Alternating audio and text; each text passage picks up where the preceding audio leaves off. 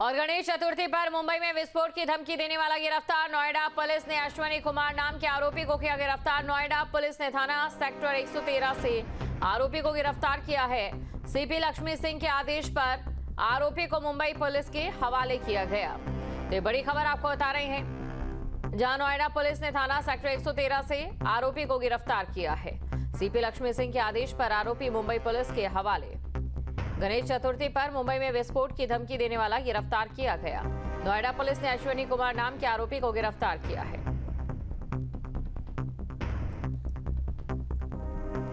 तो सीपी लक्ष्मी सिंह के आदेश पर आरोपी मुंबई पुलिस के हवाले। गणेश चतुर्थी पर मुंबई में विस्फोट की धमकी देने वाला गिरफ्तार। नोएडा पुलिस ने अश्विनी कुमार नाम के आरोपी को गिरफ्तार किया।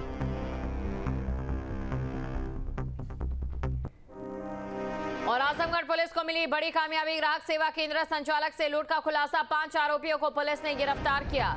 टूटा लैपटॉप, 2 चार्जर, 3 बायोमेट्रिक डिवाइस बरामद किए गए हैं। ये बड़ी खबर आपको बता रहे ग्राहक सेवा केंद्र संचालक। ये तस्वीरें भी आपके सामने हैं। संचालक से लूट का खुलासा। 5 आरोपियों को पुलिस ने गिरफ्तार किया है। टूटा हुआ लैपटॉप, 2 चार्जर, 3 बायोमेट्रिक डिवाइस बरामद किए गए। तो पुलिस को यहां पर बड़ी कामयाबी मिली है। पुलिस को बड़ी कामयाबी मिली। ग्राहक सेवा केंद्र संचालक से लूट का खुलासा हुआ है। 5 आरोपियों को पुलिस ने गिरफ्तार कर लिया है।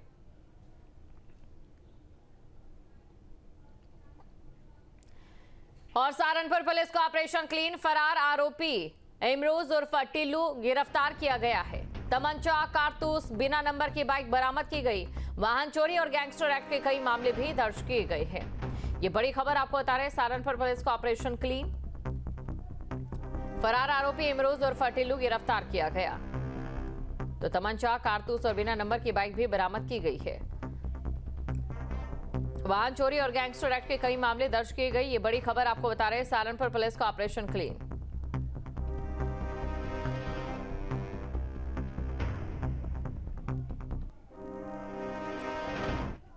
अगली खबर है बुलंदशहर से, जहां पर हथियारबंद बदमाशों का तांडव देखने को मिला है।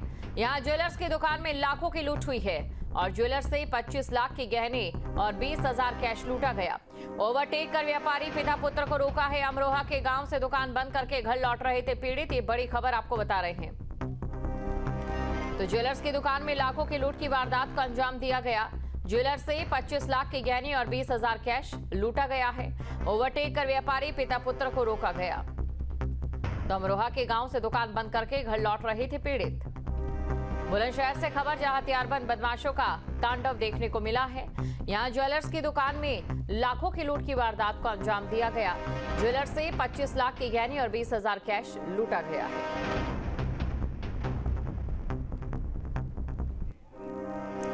और अगली खबर है प्रतापगढ़ से, जहां पर पेट्रोल पंप के कर्मचारियों से लूट का खुलासा। बदमाशों के साथ हुई पुलिस की मुठभेड़। एक बदमाश रवि पासी उर्फ अभिषेक गोली लगने से घायल। तमंचा और जिंदा कारतूस भी बरामद किए गए। फतनपुर थाना क्षेत्र के नारायणपुर खुर्द का ये पूरा मामला है। प्रतापगढ़ से खबर आपको बता रहे, जहां बदमाशों के साथ पुलिस की मुठभेड़ हुई है। तो एक बदमाश रवि पासी उर्फ अभिषेक गोली लगने से घायल हुआ है। तमंचा और जिंदा कारतूस भी बरामद किए गए। फतनपुर थाना क्षेत्र के नारायणपुर खुर्द का ये पूरा मामला है। बड़ी खबर आपको बता रहे प्रतापगढ़ से खबर, जहां पेट्रोल पंप के कर्मचारियों से लूट का खुलासा हुआ। बदमाशों के साथ पुलिस की मुठभेड़ हुई है। तो बदमाशों के साथ पुलिस की मुठभेड़ हुई। एक बदमाश रवि पासी और अभिषेक गोली लगने से घायल हुआ। और कौशाम्बी की सिराथू तहसील के भैंसापर गांव की रहने वाली रिया मौर्य को सांप काटने का सिलसिला जारी है। रिया को अब तक 12 बार सांप काट चुका है। न्यूज स्टेट पर खबर दिखाए जाने के बाद प्रशासनिक अमला एक्टिव हुआ। सीएमओ कौशाम्बी अपने दल बल के साथ रिया का हाल जाने रिया की बुआ के घर पहुंचे। उन्होंने रिया और उसके परिवार को 1 महीने तक सिराथू के अस्पताल में रहने को कहा है और पूरे परिवार के रहने खाने का मुफ्त इंतजाम भी किया है।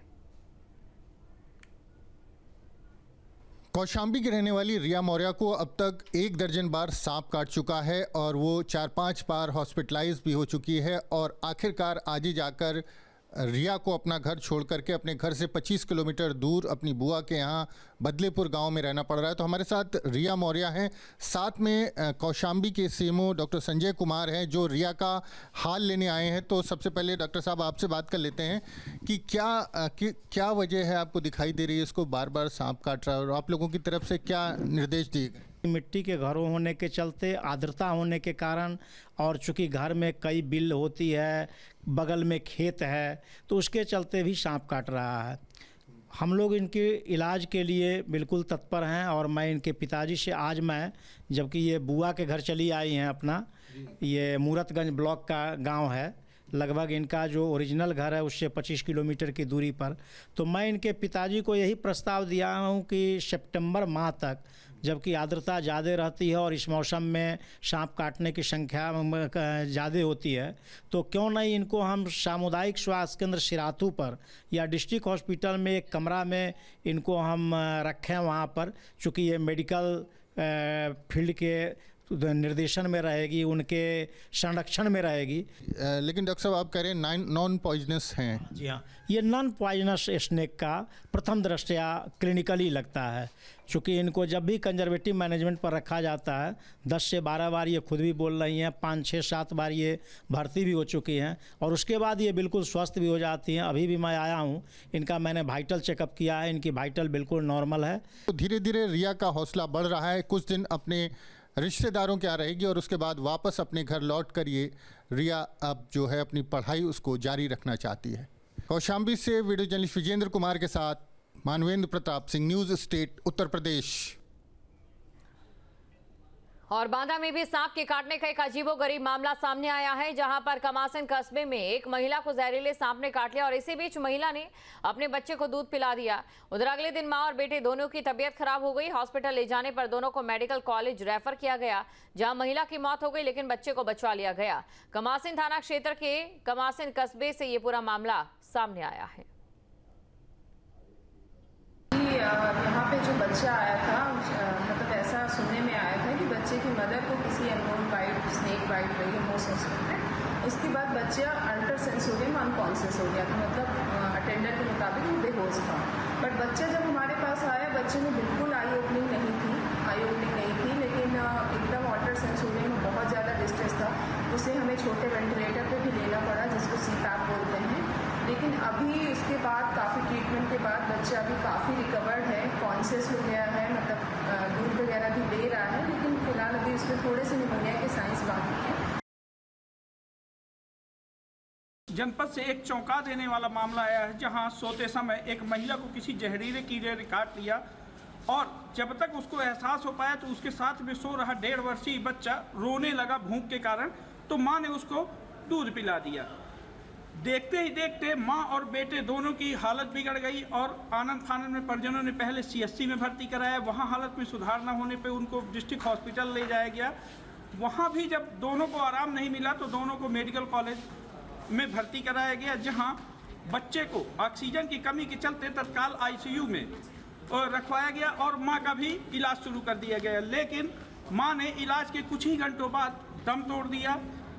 बहरहाल माना ये जा रहा है कि चूंकि महिला को एक कीड़े ने काट लिया था, जिसका जहर उसके शरीर में फैल चुका था, और तत्काल में बच्चा रोया और माँ ने उसको दूध पिला दिया, तो वही माना जा रहा है कि वही इन्फेक्शन बच्चे के शरीर में फैल गया, जिससे उसकी हालत बिगड़ गई।